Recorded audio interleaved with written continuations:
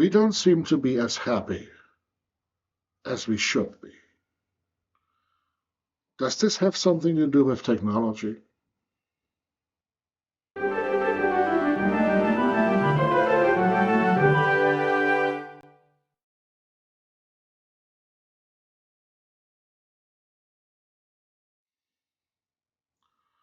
Now we know that there have been studies already on people who are given a wide selection of choices.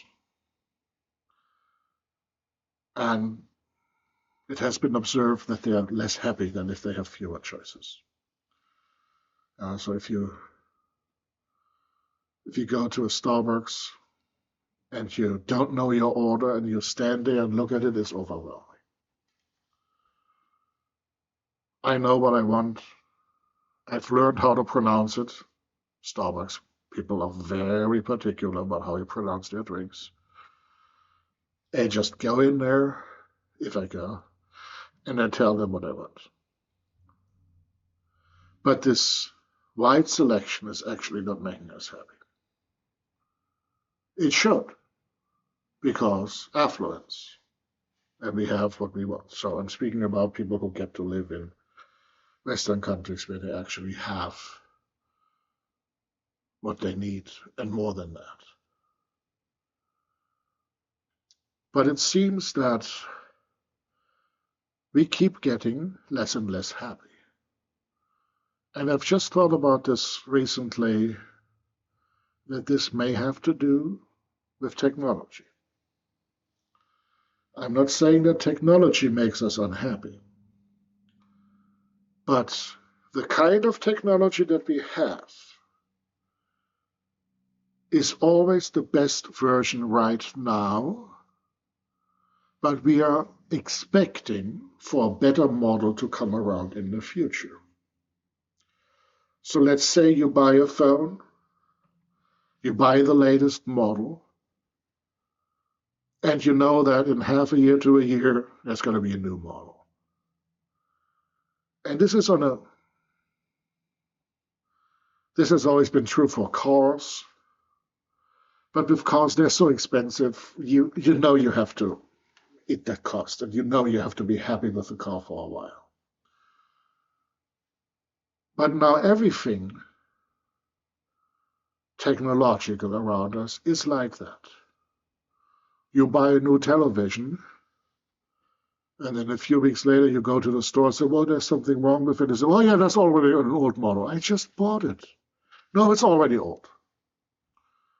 I can't even remember how many times I've had that experience. I buy something new, and a few weeks later, the service person looks at me as if, well, you have an old device. He says, I just bought it. And so this is happening with televisions, with phones, with computers, yes, with cars, and so on. So is this putting ourselves into a frame of mind where we can't even enjoy what we have because we know it's already outdated? And that in a few months or years, people will look at us and say, why are you having such an old device? And we respond as humans very strongly to social pressure. And so this is something truly new. I mean, we've seen this in other levels of life already. But there, you buy a shoe, and the shoe doesn't last forever.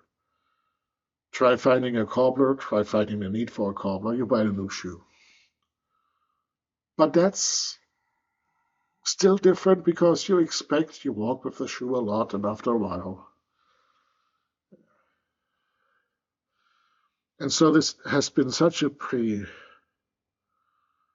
predominant feature of our lives now recently that it seems to make us even unhappy. It's probably a reason also why people can't commit to each other anymore, because maybe you find an upgraded model next week, and maybe that is a better boyfriend or girlfriend or whatever. So let's, I just wanted to share that with you. I think there's maybe something to that and how that makes us unhappy. We don't allow ourselves to be happy with what we have, and the technological innovation cycles are driving that behavior more and more. Okay, so much for now. I'm Dr. Philip Kneist. This is Erratic Attempts. Like and subscribe if you want, and see you soon.